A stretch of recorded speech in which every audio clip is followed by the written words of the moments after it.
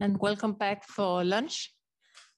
It is a great pleasure to introduce you for Søren Ejlersen. Søren is our most successful food entrepreneur in Denmark. He has been working very hard for, is it 25 years, Søren? Yes, almost 30 years, to change the landscape of food and meals in a green way in Denmark. Søren has, I have collaborated with Søren among research in school gardens, but Søren is also known, he's known for our now national school garden program called Gardens for Bellies, in Danish haver til maver.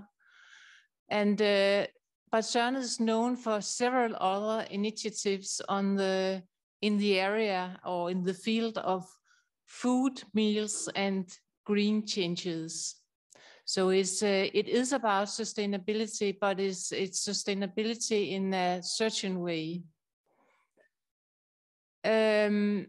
Søren is the founder of Gardens for Bellies, and that is a non-profit organization, school garden program or school garden organization. And he is the founder of one of our most important commercial organizations called Årstiderne. That's the name you can see at the whiteboard. Delivering meal boxes, not only food boxes, but meal boxes to almost, I cannot remember the number, but millions of Danish people every day. Tomorrow morning, when we have our social event day, we visit Banegården, who is Søren's initiative too. He has opened Banegården last year, and tomorrow morning we'll see in practice how they work with bread, food, vegetables, beer, almost every kind of food and drinks in a sustainable way. The last thing I would say in this short, brief introduction is that Søren has always been very open-minded to collaborate with others. He is a chef. You have to introduce yourself, Søren, and entrepreneur. But he is always very, very open-minded to collaborate with us researchers at the university to get evaluations and research on what they are doing in their activities according to food, meals, and green changes.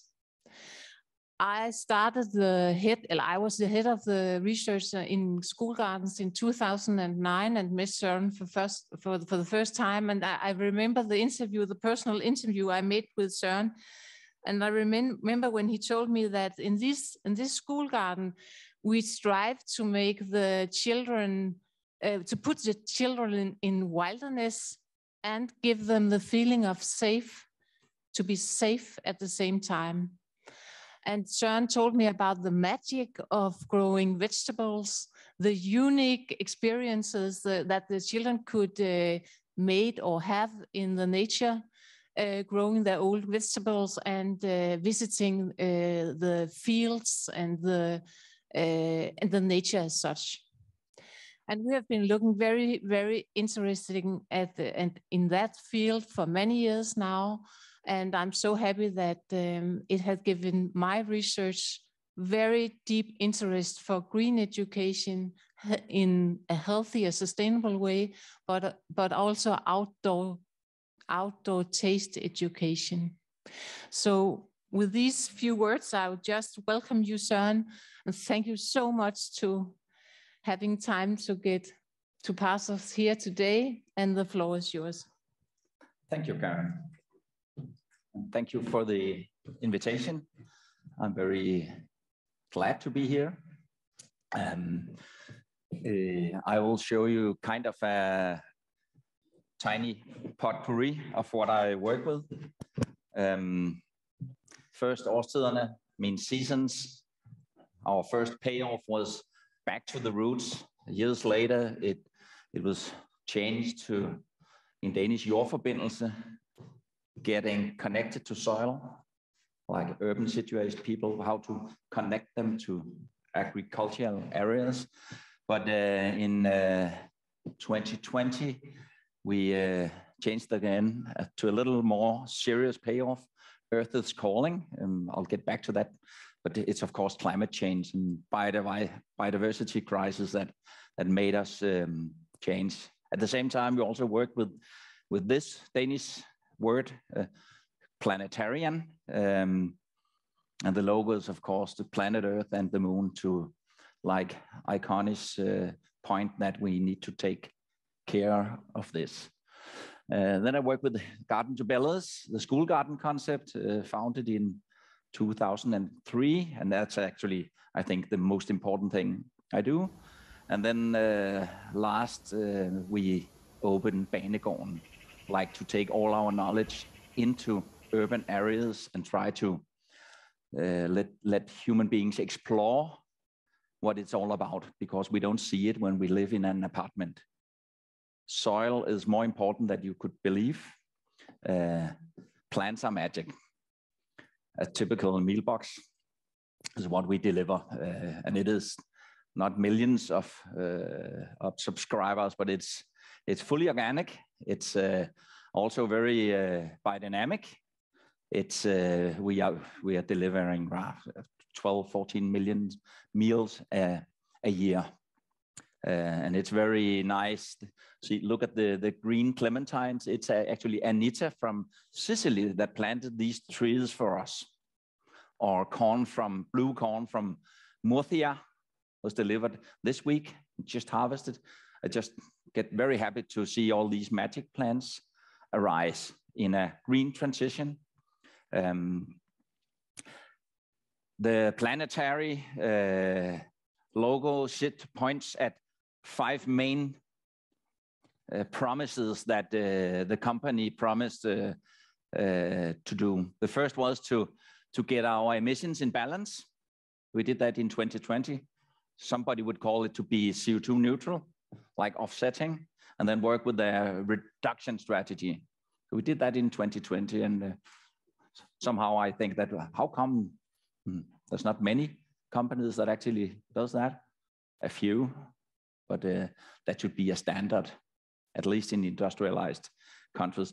We promised to take all our farmers the same way in 5 years. We promised to hit the goal of delivering 80-20 food. Like when we calculate the output of the company in the meal boxes, it should be 80% kilocalories in plants and 20 in meat or animal energy. We are almost there with these 2 promises. And then of course we promised that we will do what we say. That's a promise, the most important. Do what you promise. It's in Danish, this, but climate reporting, we've done that since 2006. I haven't found one other company that did that in 2006. We worked intensively with climate reporting. It's super boring and very, very expensive, but it's incredibly important. And look what has happened on this journey. This is figures from our climate reporting. And today it's very, very nice to have almost 20 years of data in this field, and we are like hardcore good at that. This is just an example of what is the least emission friendly way of transporting. Therefore, I'm always also very happy that this is I think it's 80% online conference. That's about time that we go in this direction, because things are changing rapidly. I think we're in the middle of a tipping point, or entering what is called tipping point, and that's not going to be funny. Like electrical bicycles, biking boxes out and a lot of data showing what is good and what is bad.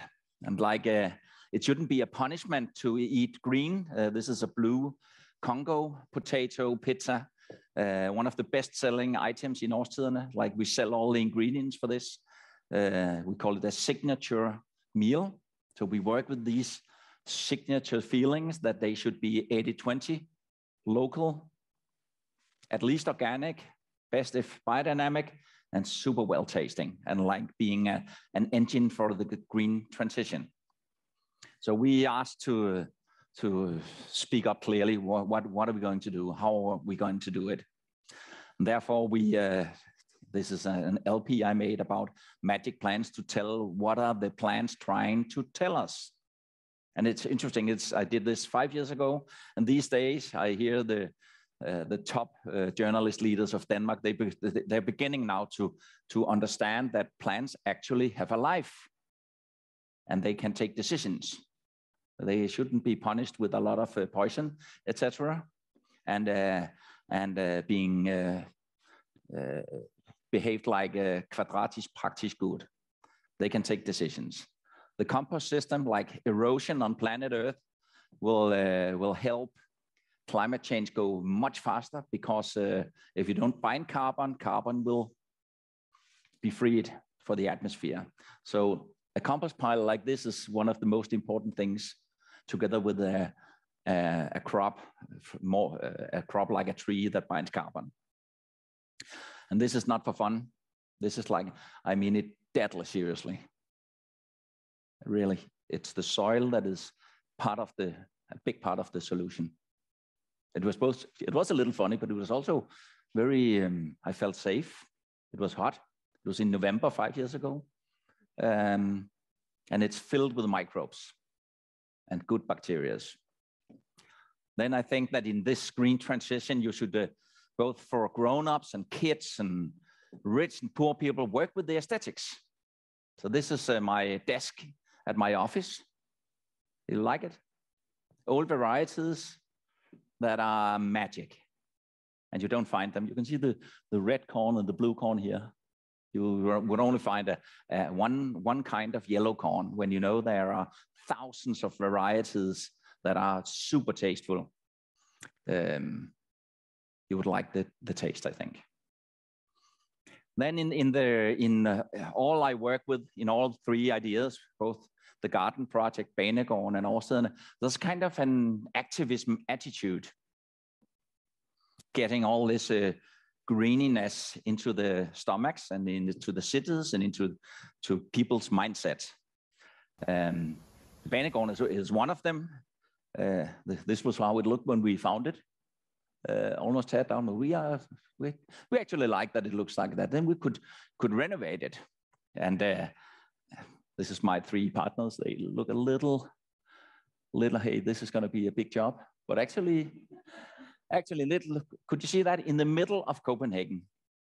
2 hectares of green urban wilderness. We have 2 school classes there each day. I did a similar thing like the school garden project inside here, where I put up myself beehives, wild beehive, a little farm for chickens, compost, secured the biodiversity, let the fermentation begin, so all the kids, they learn of this circular system, that the hen shit, it's good for the plants, and all the leftover in the farm shop, it's good for the hens, and they give egg in return. It's very simple. And just to point that human behavior on planet Earth is quite, yeah, it's kind of, I don't get sad, I just get curious. How come that this is the Natural Historical Museum in Denmark? They would actually tear these greenhouses down. That's funny. In a biodiversity crisis, you tear down the place where you test all the older varieties. And we tried to take over these greenhouses, but we're not allowed to it. So this is a picture from a morning, 7 until 7:30, 3 years ago, where I sneaked in and shouted out with a megaphone together with the Danish national TV2 News. and they stopped tearing it down, and we took them to Banegården. You can see them tomorrow, the ones that are present here. It was you can see it's a very big job to take 500 square meters of greenhouses, but it's a cultural sacred, not only the buildings, but the history. So that it doesn't piss me off. I just get very curious. How come? It cost a lot of money to move them, and we're still looking for funding to put them up because it's very expensive, but we'll get there. This is Banegården as well. And at Banegården, what is more funny to build a tiny pizza restaurant where when the grown-ups, the parents, they eat in our restaurants or shop in our farm shops or learn to ferment, the kids, they could just pass into the Blue Congo pizzeria and do their own pizzas for a cheap money. It looked like this. So the Banegården, it will be a kind of a green megaphone that should teach people that are present there to take some green ideas with them home. It could be, hey, let your kids cook, or this is the way how you ferment, or this is how a spaghetti squash looks and how you could cook it. And of course, in the restaurants, farm shops, etc., it's the plants that are the main driver, and they are very aesthetic. We're not there yet, but we are building a building. You can see it's a 6,000 square meter project, funded with a little trust money, but also our private pocket. So it's a huge project. Like Activism, this is a conference from the farm, our biodynamic farm, where we taught people about rainworms, biocrystallization, compost, etc. And it's really interesting that people, instead of it's a boring conference, it's a very funny, well-tasting system that looks like a festival. But people, they take the green transition with them home. This is the biggest Danish sushi chain. They have 28 restaurants in Denmark, Germany, London, Sticks and Sushi, to take all their head chefs to the farm and let them harvest. You can see there's not a fish in this sushi, and inspire them to go green. So that's how we do with Sticks and Sushi, the biggest beef chain in Denmark, Jensen Bøfhus, with 28 steakhouses to help them with the green transition. We do it with hospitals, 9 hospitals in Copenhagen area, and a lot of other. The same with all our customers, to show them how to get in the right direction. And I think this was like kind of okay tasting. You can, yeah. Well, then the social responsibility pointed in the Garden to Belled school garden system. It started in 2003 with the first school class at our farm up north, and I saw that they smiled like she does, and found it interesting. 3 years later, we had 1,000 kids at the farm. I took it out from the commercial company and made it into an NGO, and then wondered, I'm kind of a concept guy, and I like to scale good things. So we made school garden number 2 and number 3, and etc., etc., etc. And it's very interesting these days that I think we are the most rolled out school garden concept on planet Earth under one brand, with a concept where you actually are taught about photosynthesis, compost, circular systems, gastronomy, nature science, math, etc., etc., etc. And there's actually, we can't take in more municipalities in the next 3 years, because we are opening Hørsholm, Rudersdal, Svendborg, Middelfart, municipality after municipality. And I find it so interesting, but also meaningful, but also it's hard work, but it's probably the most interesting I'm doing and most funny at the same time. So I spend a lot of time with these concepts. This is from a Danish national documentarist thing, where they ended up at the farm. I forgot they should come and interview me. So it was like impulsive. I developed a new education system. You see the kids out there in the field, they have someone that teach them. Now, of course, I don't do that daily, but now and then it's actually funny to feel it yourself. I don't know if you have kids in a school class. This is my school class. It's the wilderness. And then take them and crawl with them for, I think we started, you can see me there in the middle, we crawled for half an hour. So it was gym at the same time, but also silence. It was also mindfulness, but it was also a journey to the end of the universe. So imagine we were laying there half an hour before we crawled back in half an hour, and I taught them how to breathe.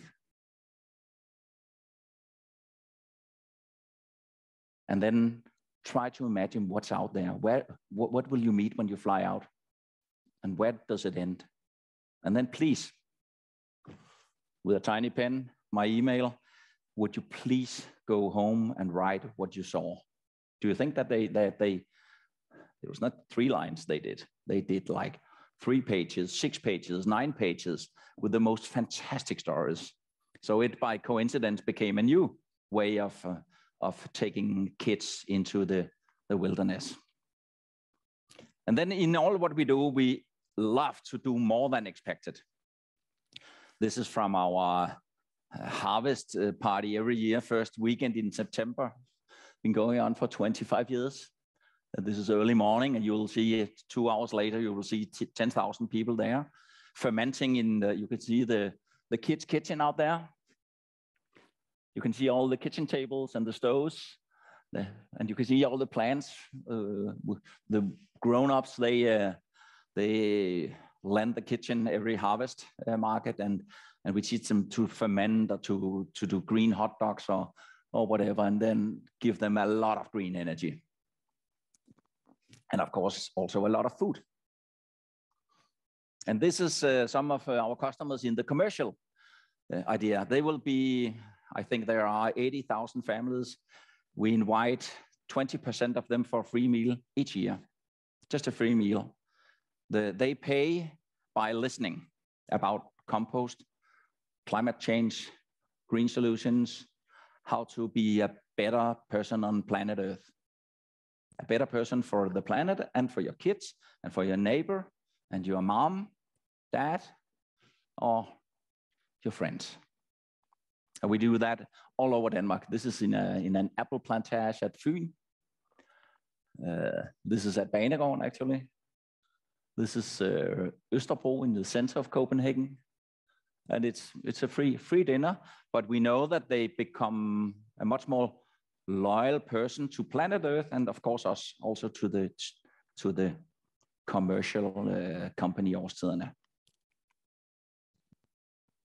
So that's actually an kind of an systematized engine.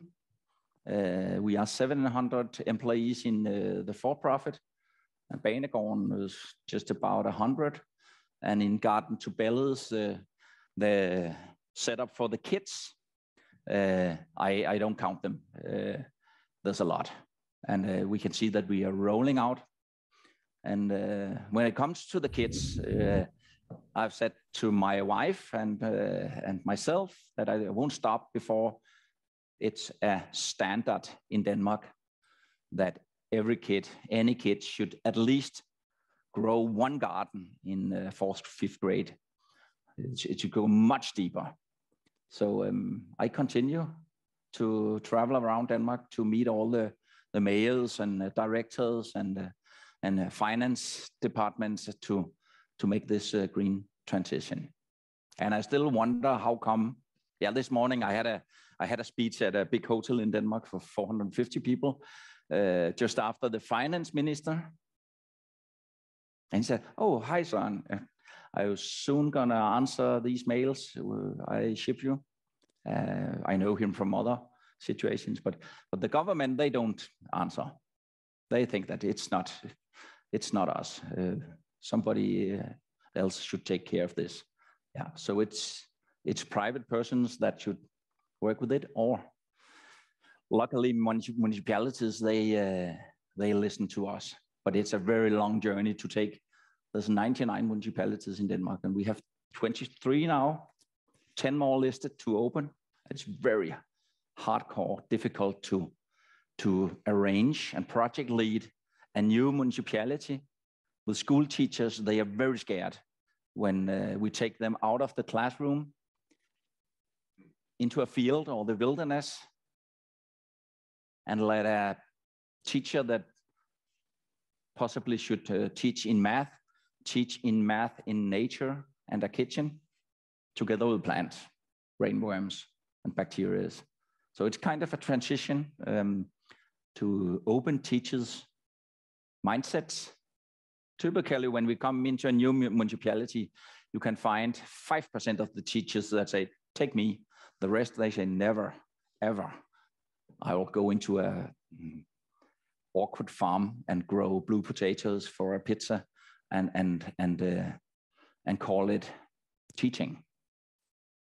Nobody wants to teach in gastronomy, in all these disciplines, but it's actually the kids, they love it. I remember Karen's first research. It said 99 point something of the kids, they would like to do more of this. And they like the food, like cilantro and blue potatoes, etc. They really like it, and they learn around twice as much when they are there. And they are kind to each other. And just as perhaps are we about time? Yeah, 5 minutes. Oh, that's good. I'm fast today. Then let's breathe. Now, I remember the first time that Karen's researcher, Camilla Rød Otte, back in 2008, came to the farm and should observe the kids. What is happening when they bike to the farm? Imagine that 100 bikes, the kids come in, I get happy every morning. That's a typical day at the farm, 100 kids. And Camilla Rød Otte stood there together with me, and some of the guys in the first row sang, I love this farm, I love this farm. And she was like, wow, what is this?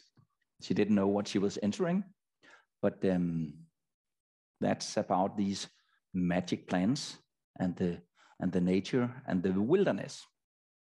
So secure that kids, they get lost in wilderness, that we set them free so they can climb an apple tree higher than the parents would allow, work with fire, sharp knives, and end up eating something you wouldn't believe. That's very funny, but also meaningful.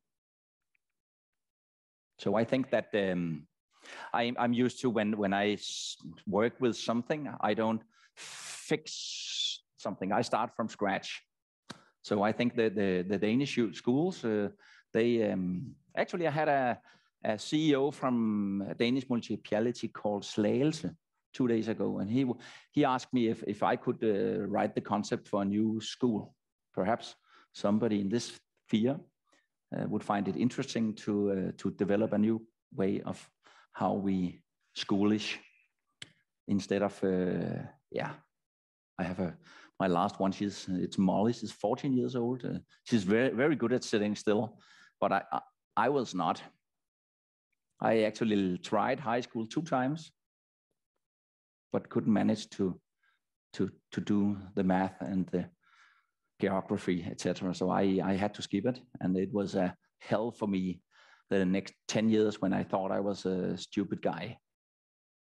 But I found my way through just using my hands, first as a chef, and then step by step learned a lot.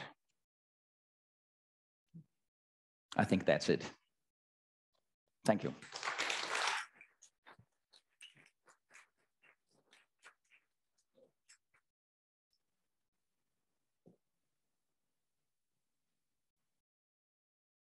Wow, thank you very much. What a wonderful way to end with such an inspirational message for us all. So thank you for your time. Question. That would be my brave first question. Martin. Perfect. You have to make me run, don't you? Thank you very much for this, as it was said, very inspiring presentation. Could you tell us a little more about the school gardens, particularly me and I think maybe others who are not so familiar with the concept? We kept hearing it yesterday and also today. It appears to be a very prominent topic in Denmark at the moment. I myself, I come from Austria. I haven't heard about this topic in Austria. I'm immediately thinking of how can we get this to Austria? How can we get our kids, my kids, to have this experience? Can you tell us a little bit more how this works with the schools, where they are situated, how kids get there, how this is integrated into the school day? Yeah. Well, there's kind of a well-developed main concept that we call the 8 visits. It could also be 12 or 20 or etc. But we typically start with 8 visits that start in Easter, and then every 14th day, second week, they come back to the farm. They of course start with the rainworm dance, where 25 kids in a school class dance their garden, so you can actually see where are your garden. And the rainworms, they believe that it rains, so they come up and they collect all the rainworms, they count them, and that's the first math job they get. How many rainworms are in these? The first place was 68 hectares, the farm, the biodynamic farm. Calculate that. That's the first job. And they think they'll never forget it. And they are calculating and comparing their numbers. And then second, third, etc. And then plants, they start to grow. The Hokkaido is one of the iconic plants that are very easy to grow. It will be these orange cannonballs. And we had a Danish Peter A.G. from the band Nax to make the song about these orange cannonballs. You can, the ones that knows him in Denmark, you can hear him sing about the orange kanonkugler. So like we found certain iconic, crazy elements where they feel crazy but also safe. Like crawling into the field, they'll never forget it. And they find it interesting. So it's actually 8 visits. It's a blue potato pizza. It's a Hokkaido soup. It's the chili sin carne that they are trained to do. So that's the concept. And they locally, they work with them, and somebody found out that they would have cows inside, but they're free to do more. But that's like a main concept that before they can call them and use our brand logo, materials, etc. And where they are situated, it's different. The place it started was at our biodynamic farm. So the schools that are far away, they hire a bus and have education when they drive. The local schools, they go there by bike. Other places like in urban areas, there are typically parks. So it was difficult to be allowed to take a tractor in and plow the first castle park in the most rich municipality in Denmark, Gentofte. It took me actually 15 years, but then when they saw it, it makes sense. Other parks called us and said, hey, we would also do this. Frederiksberg in Copenhagen, etc., etc. So it depends on the municipality. Soon we'll open one in Lyngby-Taarbæk, just north of Copenhagen, in an old nursery that are bankrupt. I found it myself and thought that could be funny. In Denmark, it's a tiny country. You can call a mayor. Hi, Sophia, she's called. I love the kids. Some municipalities, they won't talk to us. Then when we get really annoyed, we start without the municipality. And when the local newspaper asks, how come the mayor and the directors, they don't help you? Yeah, we just do it. We think the kids should be allowed. Then the mayor calls us and say, hey, could we have a meeting? So it's like kind of the activist part of it. So it depends, but somehow we managed to do a lot of variations over how we organize it. But the funny thing is that we have started 23 municipalities. None of them has closed again. They just get bigger and bigger and more serious, bigger budgets every year.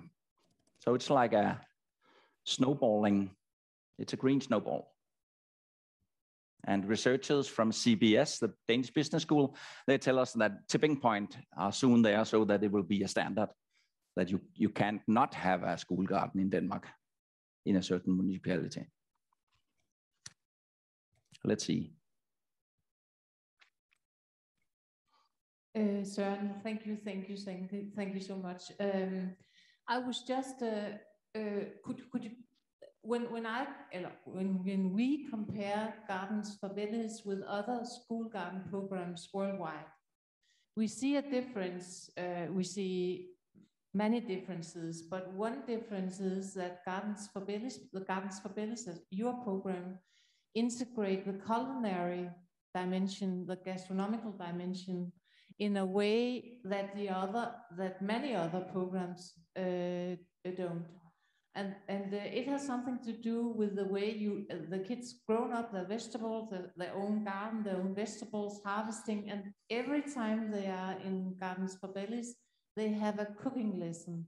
So they cook outside, open fire, and they have the experiences to make their own or your vegetables in a meal, serving for each other, eating with each other, and so on.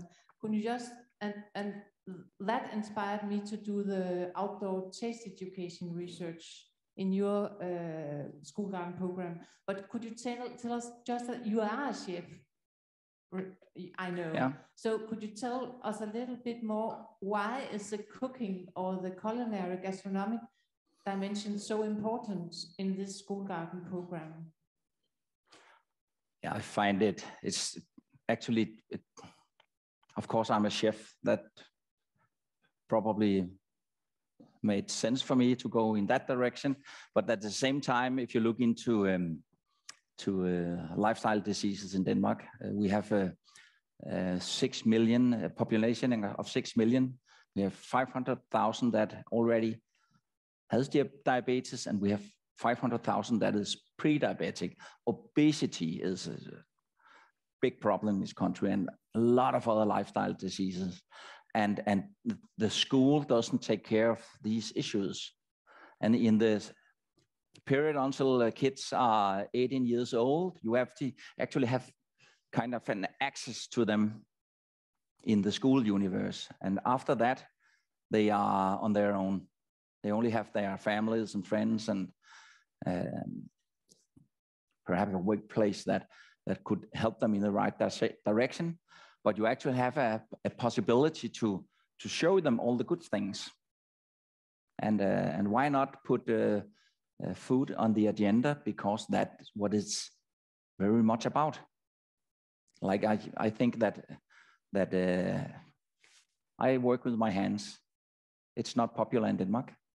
And in most industrialized people, look what happened after Corona. Nobody wants to be a chef, a waiter, a nurse, etc. The pay is very low. I think that the status should be there in all these segments that take care of the soil, take care of the biodiversity, take care of growing food and preparing food that should be healthy for human beings, because life quality comes out of that. Any research would tell that it's not money that makes a nice life. It's not a big apartment, or I can tell you that.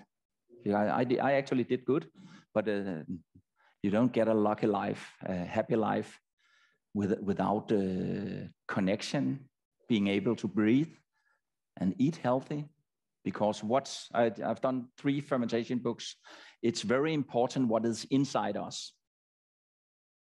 100 trillions of bacteria should be inside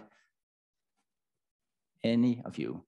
And they come from the things we eat and also by coincidence smell or intake, breathe. And we are the industrialized population is on the total different track. So we get lost in no bacteria and no happiness and not a healthy life. So that's why I put it on the agenda. I have a question from the online audience, from Devrila Cook, who's in Ireland right now. And she was wondering, have you been working with schools in other countries? Then the two follow-ups is, how would they get in contact with you? And B, you have a toolkit that somebody or some kind of go-to guide for how can somebody do the same kind of things. Yeah, it is the mission of the NGO to help where we can help. Of course, it's easiest in the neighborhood, but we also work with Nepal, Taiwan, Syria, and Libya, and Sweden.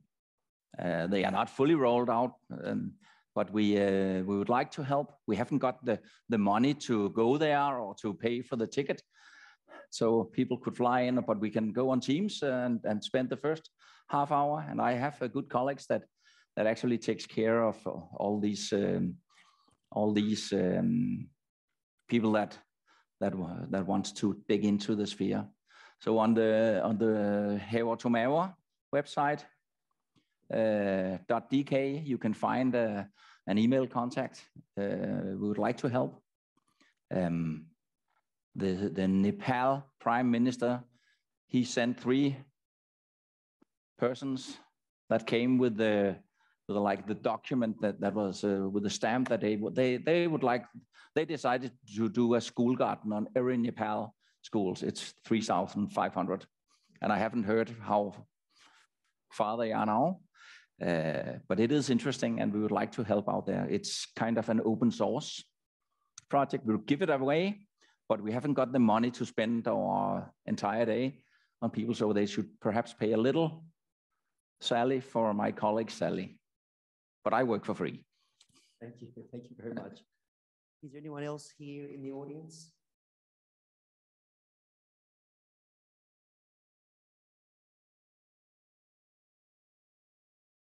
Then I want to thank you again. Well, I'm not thanking you for your presentation because that was important, but what's really important is what you do in the world. And so I really thank you for that work. It's an inspiration to me, and I think it's an inspiration to us all. And thank you for taking the time and talking to us. And we're going to get on your website, find those emails, and try and make those connections where we go. Yeah, and in the end, I forgot to mention Alice Waters from Edible Schoolyards in San Francisco. She also have a brilliant website and helps a lot in this area. And I'm sure that people out there could find good stuff from them as well. She's like the one that does it the best on planet Earth, I think. Thank you very much. And I actually think we had her speak when we did the conference in Berkeley 2 or 3 years ago. Okay, great. Yeah. So thank you for reminding us. Oh, sorry, I've got something that says check my phone. What's this here? We have another question from online. Sorry, okay. Are children in Denmark taught about the importance of the WHO food pyramid? Are kids taught to revise traditional dietary systems to introduce more veggie and fruit, since these food items were not present in traditional diets, specifically in Northern European countries? I think that Helle could... She ran out. Oh, Karen, do you know anything about this? Because I know what is happening in our concept, but I'm not that much into what's happening in the schools. Yes. Does someone answer that? Yep.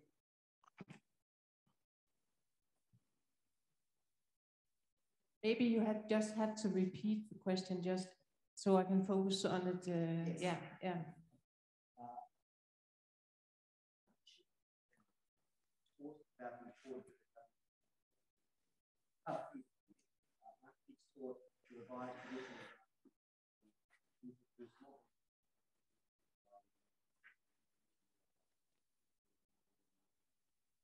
Yes, way. It's kind of a question.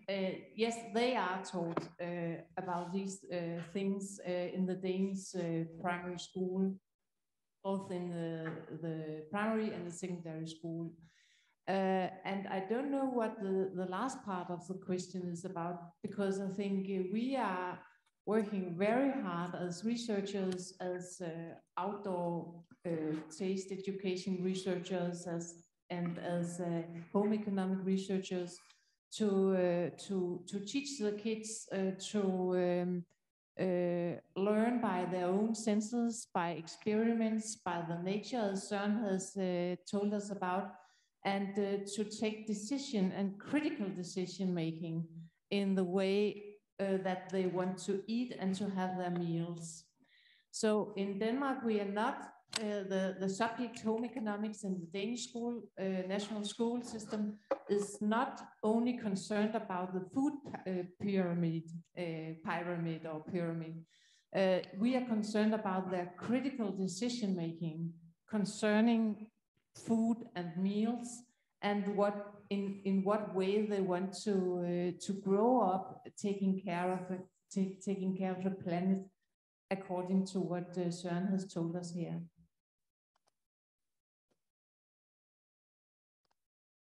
Okay, so thank you. Take two. Round of applause.